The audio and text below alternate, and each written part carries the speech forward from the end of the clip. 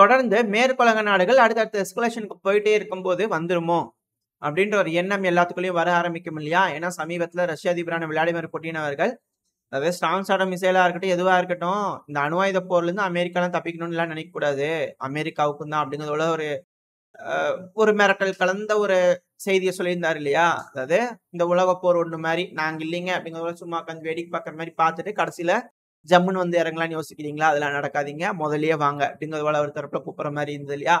So அதனாலயே என்னமோ தெரியல, இந்த அலாஸ்கா பகுதியில வந்து பாத்தீங்கன்னா அதிக அளவுல ரஷ்யாவோட ஆக்டிவிட்டிஸ் இன்க்ரீஸ் ஆயிருந்ததுனால வேற வழியே இல்லாம அமெரிக்க தரப்புல இருந்து அதிக அளவுல நேவல் படைகளை இந்த அலாஸ்கா பகுதிகளில் பில்டப் பண்ண வேண்டிய கட்டாயம் ஏற்பட்டிருக்கு. இதனால என்ன அப்படின்னா, தன்னால வண்டிகள் அதிகமா இருக்கு, சர்ப்ளஸா இருக்கிறதுனால அங்க போலாம், வண்டி எடுத்து அங்க போலாம், இங்க போலாம், மிடில் ஈஸ்ட்ல பார்க்கலாம், நம்ம இந்த சைடு இந்தியன் ஓசன்ல பார்க்கலாம், எல்லா பக்கம் பார்க்கலாம்னு பார்த்துட்டு இருந்தாங்க. ஆனா இப்போ அந்த நாட்டுக்கு ஒரு பிரச்சனைன்னு வரும்போது வண்டிகள்லாம் கிளப்புங்க வண்டி அப்படின்னு கொண்டு போய் அங்கங்க நிப்பாட்டி வச்சுக்கணும் இல்லையா?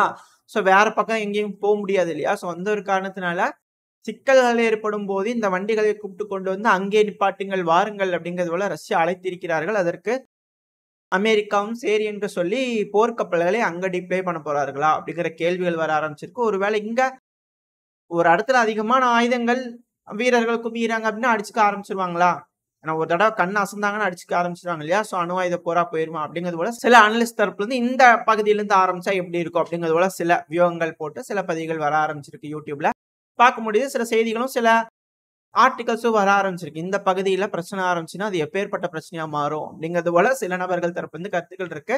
ஆனா இப்போதைக்கு எல்லாம் பேசிக்கிறாங்க. அந்த எட்ஜுக்கு வரல, சண்டைக்கு அப்படிங்கிறது போல வரல. ஏன்னா டிப்ளமேட்ஸ் எல்லா நாடுகளிலும் இருக்கிறாங்க இல்லையா? டிப்ளமேட்ஸ்ன்னு சொன்னதுனால எனக்கு ஒரு ஞாபகம் வந்தது. இப்போ ரஷ்யாவோட அம்பாசிடர் வந்து பாத்தீங்கன்னா பாகிஸ்தான்ல இருந்துக்கிறாங்க. ஜஸ்ட் மிஸ் அப்படிங்கிறாங்க. சைட்ல வீடியோ பதிவு லோட் ஆயிருக்கும். அது கண்ணி வெடி வச்சிருக்காங்க, வெடிச்சிருந்திருக்கு. ரெண்டாவது அங்க இருக்கக்கூடிய மக்கள் ரஷ்யன் அம்பாசிடர் தெரிஞ்ச உடனே கொலை முயற்சி ட்ரை பண்ணாங்க அப்படிங்கிற செய்திகள்ல வர ஆரம்பிச்சிருச்சு. ஏன் என்ன அப்படிங்கிறதெல்லாம் தெரியல. பட் ஆனா அவருக்கு எதுவும் சேதங்கள் இல்ல. இதனால பாகிஸ்தானுக்கு வரக்கூடிய வருவாய் இழப்புகள் இருக்குமா அப்படின்றது போல கேள்விகள்லாம் வர ஆரம்பிச்சிருக்கு. ஏன் திடீர்னு ரஷ்யாவுக்கு பாகிஸ்தான் மேல பாசம் பொங்குது அப்படிங்கிறது போல பலருக்கும் கேள்விகள் வந்திருக்கும். எல்லாமே அப்படிதாங்க. ஜியோ பாலிடிக்ஸ்னாலே ரஷ்யா நம்மளுக்கு ஒரு நண்பன் அப்படிங்கிறது போலாம் கிடையாது. மேற்கு நம்மளுக்கு ஒரு நண்பன் அப்படிங்கிறது போல கிடையாது. அதாவது ஒரு நாடு இருக்குன்னா இன்னொரு நாடு வேணும். சிங்கம் இருக்கு அப்படின்னா புலி அப்படிங்கிறது ஒண்ணு வேணும் இல்லையா? ஸோ அதனால ஒரு ஆப்போசிட் ஏதோ ஒன்று வேணும் இல்லையா? ஸோ அது போல அமெரிக்கா அப்படின்னு ஒன்று இருந்ததுன்னா ரஷ்யாவும் இருக்கணும். அதுக்கு ஈக்குவலா இருக்கணும். கொஞ்சம் எச்சு கம்மியா இருந்துச்சுன்னா இப்ப சிக்கலாகி போயிரு எல்லா பிராந்தியத்திலையும். ஒருத்தங்க இருக்கிறாங்கன்னா இன்னொன்னு இருக்கணும் அப்படிங்கிறத இங்க இருக்கக்கூடிய யதார்த்தமான உண்மை. இப்போ இதுல முக்கியமான விஷயம் என்ன அப்படின்னா, ஒரு ட்ரேட் ரூட். இப்ப ஈரானுக்கு ஒரு பிரச்சனை வருது, நாளைக்கே ஈரான் நம்மளுக்கு எகெயின்ஸ்டா மாறிட்டாங்கன்னா என்ன பண்றது? ஸோ வேற ஒரு வழி வேணுமா இல்லையா? ஸோ அதனால Kazakhstan, Uzbekistan, Turkmenistan, Tajikistan, Afghanistan, அதுக்கப்புறம் பாகிஸ்தான் எல்லா ஸ்தானத்தையும் ஒருங்கிணைச்சிடலாமா அப்படிங்கிறது போல ரஷ்ய தரப்பு யோசிச்சிருக்காங்க. அதுக்கான வழிகள் இருக்கு. இதுல கசகஸ்தான் நாளைக்கு ஒரு பிரச்சனை ஆயிடுச்சு என்ன பண்றது? அதனால இந்த காஸ்பியன் சி வழியா கீழே இறக்குனீங்க அப்படின்னா டைரக்டா கொண்டு போய் ரஷ்யால இருந்து துருக்மெனிஸ்தான், ஆப்கானிஸ்தான், பாகிஸ்தான். ஸோ இப்படி வந்தோம்னா இந்தியன் ஓஷன் பே அந்த வழியா வந்துடலாம் இல்லையா? இந்தியன் ஓஷன், அரேபியன் சி இது போல ஆக்சஸ் கிடைச்சிடும் ரஷ்யாவுக்கு. ஸோ இது போல ஒரு வழியை போட்டுடலாமா அப்படிங்கிறது போல ரஷ்ய தரப்பு வந்து யோசிச்சிருக்காங்க. இதுக்கு விட்டுருவாங்களா அப்படிங்கிறது போல இருக்கு. ஏன்னா சேம் சைமல்டேனியஸா இந்த பக்கத்துல வந்து பாத்தீங்கன்னா சைனாவோட பெல்ட் அண்ட் ரோட் இனிஷியேட்டிவ் சைட்ல இருக்கு. இப்போ பாகிஸ்தான்ல இன்ஃப்ளூயன்ஸ் அப்படிங்கிறது சீனாக்கு இருக்கு, அமெரிக்காக்கு இருக்கு. இப்ப இந்த ரூட் ஓகே அப்படிங்கிற பட்சத்துல ரஷ்யாவுக்கும் வந்துடும். ஸோ ரஷ்யாவுக்கும் வந்துச்சுன்னா இங்க 3 கீ பிளேயர்ஸ் இந்த பகுதியில சண்டையிட போறாங்க. ஸோ இதனால எந்த மாதிரியான விளைவுகள் நம்மளுக்கு ஏற்படும்? ஸோ இதை எப்படி அவங்களுக்கு ஃபேவரா யூஸ் பண்ணி பாகிஸ்தான் நம்மளுக்கு எதிரான காய் நகர்த்தல்கள் நகர்த்த போறாங்க அப்படிங்கிறது போல ஏகப்பட்ட விஷயங்கள், பல கருத்துக்கள், பல அனாலிசிஸ் கிட்ட இருந்து வந்துட்டு இருக்கு. எல்லாமே நம்மளுக்கு கொஞ்சம் சிக்கல் தான். ஸோ பாகிஸ்தான் கொஞ்சம் வளருது, அதுவும் சமீபத்தில் ஆயில்லாம் இருக்குதுன்றாங்க. வருதுங்கும் போது கொஞ்சம் சிக்கல் தான். ஸோ இப்படி இருக்கும் சமயத்துல பலுச்சிஸ்தான் தரப்பு இருந்தா இது போல பண்ணியிருக்கிறாங்களா இல்ல யார் இதை பண்ணாங்க அப்படிங்கிறது தெரியல. ஸோ இது போல ஒரு வெடி விபத்துகள் நடக்குது அப்படிங்கும் போது சரி நடந்துச்சு அப்படிங்கிறது போல சொல்லிட்டு போயிடலாம். ஏன்னா பாகிஸ்தான்ங்கிறது அப்படிதாங்க. அங்க போய் நீங்க ஏதாவது பண்ணீங்கன்னா அப்புறம் வெடிச்சிரும்லங்க அப்படிங்கிறது போல கேட்கறது நியாயமான ஒரு கேள்வியா தானே இருக்கும். அதனால அங்க உறவுகள் கொஞ்சம் பார்த்து மேம்படுத்துங்க அப்படிங்கிறது போல பல நாடுகளுக்கும் நம்ம சொல்லிட்டு நம்ம வேலை என்னமோ நம்ம அதை பார்க்க ஆரம்பிச்சிடலாம் இல்ல. இதுக்கு மேல நம்ம அதை எதுவும் பேச வேணாம். ஸோ அதனால இது போல வேலைகள் அங்க நடந்துருமா? பாகிஸ்தான் வல்லரசா மாறிடுமா அப்படிங்கிறது போல கேள்விகள் இருக்கு. பிரிக்ஸ்ல கூட பார்ட்டிசிபேஷன் இருக்கதா சொல்லியிருந்தாங்க. பிரிக்ஸ்ல அவங்க இருந்தாங்கன்னா, அதாவது இந்த பாகிஸ்தான் யூடியூபர்ஸ்லாம் இருக்காங்களே, அவங்க வீடியோல வந்து பார்த்தீங்கன்னா, இந்த பிரிக்ஸ்ல வந்து ஐய மட்டும் கிராஸ் பண்ணிட்டு பி அந்த இடத்துல வச்சுருவாங்களாமா. அடே அப்பா! என்ன ஆளுங்கடா நீங்களா! அப்படிங்கிறது போல இருந்தது. அந்த அளவுக்கு வந்து நீங்க ரீப்ளேஸ் பண்ணிருவீங்களா? பரவால்ல. அந்த அளவுக்கு வந்து அவங்க பெரிய ஆளா இருக்கிறாங்க. ஜியோ பாலிடிக்ஸ்ங்கிறது எந்த டைம்ல வேணாலும் எப்படி வேணாலும் ஷிஃப்ட் ஆகலாம். பட் ஆனா, இது கொஞ்சம் இருக்கே அப்படிங்கிற போல கேள்விகள் இருக்கு. எப்படி நடக்க போகுதுன்றது பார்ப்போம். ஏன்னா, பாகிஸ்தான்லயே பல்வேறு நாடுகளோட டிஸ்பியூட்டட் டெரிட்டரி தான் பாகிஸ்தான்ங்கிறதே. ஆப்கானிஸ்தானோட சில பகுதி, பலுச்சிஸ்தானோட சில பகுதி, நம்மளோட சில பகுதிகள் இருக்கிறதும் பாகிஸ்தானுமே. ஸோ அந்த பாகிஸ்தான்ல இருக்கக்கூடிய டிஸ்பியூட்டட் டெரிட்டரிஸ்லாம் செட்டில் ஆகும்போது, அங்க வந்து எப்படி ஏன்னா அத ரெடி பண்ணாம எதுவுமே நடக்க போறதில்ல. அது மட்டும் இல்லாம இப்ப பாகிஸ்தான் வந்து ரொம்ப அதிக அளவுல சீனாவோட நட்புறவு வேணும் அப்படிங்கிறதுல ரொம்ப ஆர்வமா இருக்காங்களாம். ஸோ இது அமெரிக்காவுக்கு வந்து வெறுப்புணர்வை ஏற்படுத்தி இருக்குதாம். ஸோ ரஷ்யாவோடையும், சீனாவோடையும் இணக்கமா பாகிஸ்தான் போறதுனால, அமெரிக்கா நம்மளோட இணக்கமா போவதற்கு வாய்ப்பு இருக்கா? அப்படிங்கிறது போல கேள்விகள் வர ஆரம்பிச்சிருக்கு.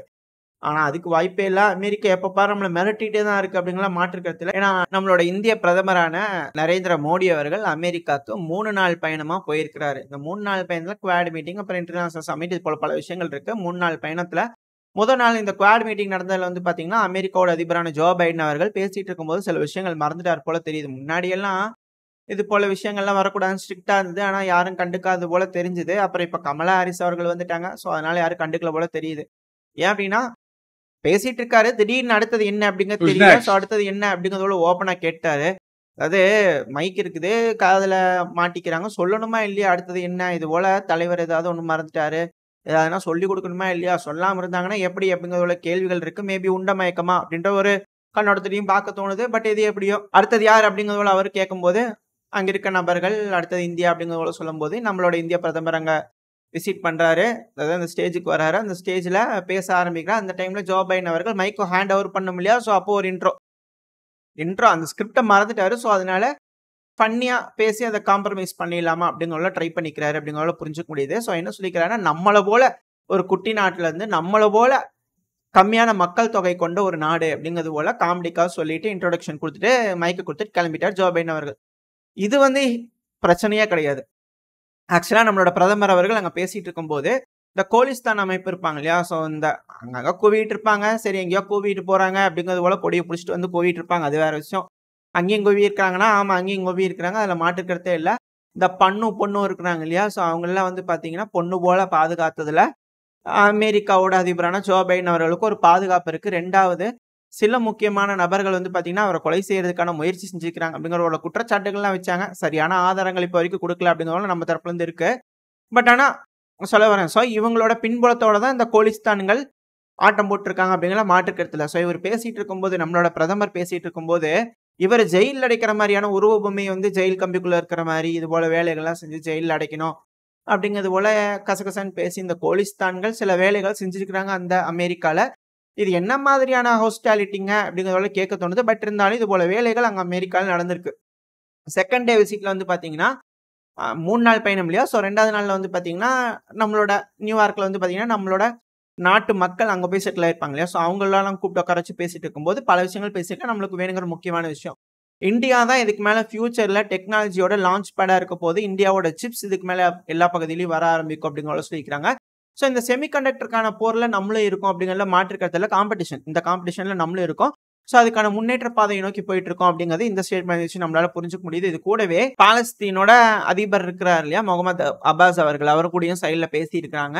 ஸோ அப்படி பேசும்போது வந்து பார்த்தீங்கன்னா, கன்சர்ன் தெரிவிச்சிருக்கிறாங்க. அது மட்டும் இல்லாம தொடர்ந்து உதவிகள் இருக்கும் அப்படிங்கிறதோட சொல்லியிருக்காங்க. ஏன்னா பாலஸ்தீன் அங்கே இருக்கக்கூடிய நாடுகள்ல நம்மளும் ஒரு நாடு. ஸோ அதனால இது போல விஷயங்கள் பேசியிருக்கோம். அதுல எந்த ஒரு மாற்றமும் இருக்காது. ஏன்னா இஸ்ரேலுக்கு நம்ம உதவுறதில்ல. அதுல கூட இப்போ பெரிய சிக்கல் ஏற்பட்டிருக்கு. இதுக்கு மேல இஸ்ரேலுக்கு எந்த ஒரு ஆயுதங்களையும் வழங்கக்கூடாது அப்படிங்கிறத போல தடைகளை விதிச்சிருக்கிறாங்க. இது சில நபர்களுக்கு வரவேற்கத்தக்க வேண்டிய விஷயமா இருக்கு. சில நபர்களுக்கு என்னங்க இது இஸ்ரேல் நம்மளோட நண்பன் இப்படி செஞ்சுட்டீங்களே அப்படிங்கிறது போல சில நபர்களுக்கு கொஞ்சம் கோபம் அடையக்கூடிய விஷயமும் ஏற்பட்டிருக்கு. ஆனா இதுல இன்னொரு விஷயத்த நம்ம புரிஞ்சுக்கணும்.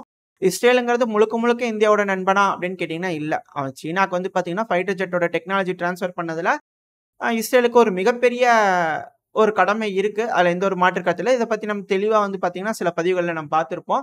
ஸோ அதனால இஸ்ரேலுங்கிறது ஜியோ பாலிட்டிக்கல் ரீதியா சில முடிவுகள் நம்மளுக்கு சாதகமா செஞ்சிருக்காங்க. அதே நேரத்துல பல நாடுகளுக்கு சாதகமா செஞ்சிருக்கிறாங்க. ஆனா சீனா இப்ப நேர் எதிரா இஸ்ரேலுக்கு இருக்காங்க அப்படிங்கிறதா இதுல இருக்கக்கூடிய ஹைலைட். ஆனா நம்மளால முடிஞ்ச வரைக்கும் இஸ்ரேலுக்கு உதவிகள் செஞ்சுக்கிட்டு தான் இருக்கோம் அப்படிங்கலாம் மாற்று கருத்தே இல்ல. அதனால நம்மளோட நிலைப்பாடு இந்த பாலஸ்தீன் தனிநாடு அந்த கோரிக்கையில வந்து மாற்றம் இருக்கானா இல்ல. இப்ப வரைக்கும் எந்த ஒரு மாற்றமும் இல்ல. நம்ம நடுநிலையா இருக்கோம் அப்படிங்கறதுல சிறந்த உதாரணம் இதுதான். இதுல எந்த கட்சி ஆட்சிக்கு வந்தாலும் நம்மளோட பாலிசி இப்படித்தான் இருக்க போகுது அப்படிங்கறதுல மாற்று கருத்தே இல்லை. ஏன்னா இருந்திருந்துன்னா காங்கிரஸ் ஆட்சியில இருக்கும்போது ஏதாவது மாத்திருப்பாங்க. இல்ல இவங்க வந்ததுக்கு அப்புறம் ஏதாவது மாத்திருப்பாங்க இல்லையா? சோ இல்ல அப்படிங்கும்போது இரு கட்சிகளுக்கும் இதுல எந்த ஒரு மாற்று கருத்து இல்ல அப்படிங்கறத நம்மளால புரிஞ்சுக்க முடியுது. நம்மளோட பாலிசி எப்படி இருக்கு? இந்தியாவோட பாலிசி எப்படி இருக்கு? எந்த கட்சிகள் ஆட்சிக்கு வந்தாலும் இந்தியாவோட பாலிசி இப்படிதான் அப்படிங்கறதுல மாற்றம் எதுவுமே இல்ல அப்படிங்கறத போல புரிஞ்சுக்க முடியுது. இப்ப இந்த மீட்டிங்க்கு திரும்பி வந்துடலாம். சோ இந்த மீட்டிங்ல வந்து பாத்தீங்கன்னா முதல்ல அப்பாஸ் அவர்களை பார்த்து பேசிக்கிறாங்க. அடுத்து வந்து பாத்தீங்கன்னா நேபாளோட பிரதம மந்திரி இருக்கிறார் இல்லையா கே.பி. சர்மா அவர்கள், அதாவது 3வது முறையா பதவியேற்றதுக்கு அப்புறமா இதான் முதல் தடவை நம்ம பார்த்து பேசிக்கிறோம். அது நியூயார்க்ல வச்சு.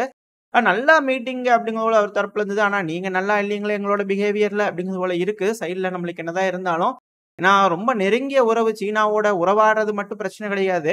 சில பகுதிகள் நம்மளோட பகுதிகள்னா அவங்களதுன்னு கிளைம் பண்ணிட்டு அதுக்கான ப்ரூஃப் வந்து தேடுறாங்க தெரியுமா? இதுல நிக்கிறாங்க நேபாள். ஹைலைட் பண்ணக்கூடிய விஷயங்கள். ஹேட்ஸ் ஆஃப், எந்த ஒரு பிரச்சனையும் இல்ல. சில பிரச்சனைகள் இந்த எக்கனாமிக்கல் ரீதியா வந்தது அப்படின்னா திரும்பியும் இந்தியா அப்படிங்கிறது போல எப்படி நம்மளோட அண்டை நாடுகள்ல முதல்ல வெறுப்புணர்வோட இருந்தாங்க, அதுக்கப்புறம் நல்லுணர்வோட மாறிடுறாங்க இல்லையா?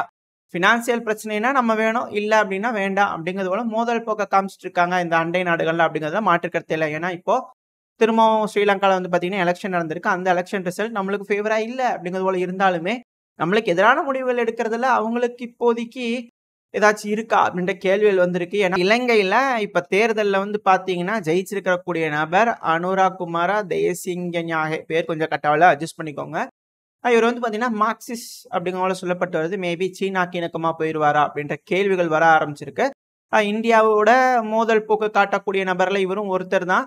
சோ இதுக்கப்புறம் இவர் திவால் ஆனதுக்கு அப்புறமா ஆல்ரெடி திவால்ல இருக்காங்க ஸ்ரீலங்கா. சோ இதுக்கப்புறம் எச்சா திவால் ஆனதுக்கு அப்புறமா நம்மளை நோக்கி வருவாரா அப்படின்ற கேள்விகள் வர ஆரம்பிச்சிருக்கு. எது எப்படியோ இந்தியாவோட மோதல் போக்குல இருக்கக்கூடிய ஒரு நபர் ஜெயிச்சுக்கிறார் இலங்கையில அப்படிங்கும்போது இதுக்கு மேல நம்மளோட மீனவர்களுக்கு ஏதாவது ஒரு நல்ல முடிவுகளை இந்திய தரப்புல இருந்து எடுப்பாங்களா? இலங்கைக்கு எதிரான முடிவுகள் அது இருக்குமா அப்படின்ற ஒரு கேள்விகள் வர ஆரம்பிச்சிருக்கு. சோ என்னதான் நடக்குது இந்த ஸ்ரீலங்கா அப்படிங்கிறதையும் பார்க்க ஆரம்பிச்சிடலாம். ரெண்டாவது வந்து பாத்தீங்கன்னா அதான் மெயினான மேட்டருக்கு வந்துடும். நேபாளில பார்த்தாங்க, அதுக்கப்புறம் இங்க வந்தாச்சு. ஸோ நேபாளையும் பார்த்தாச்சு, பேசியாச்சு, ஓகேன்ட்டு போயிட்டாங்க. அடுத்து வந்து பாத்தீங்கன்னா குவைத்தோட கிரவுன் பிரின்ஸான ஷேக் ஷபா காலித் அவர்கள், அவரையும் பார்த்து பேசிக்கிறாங்க.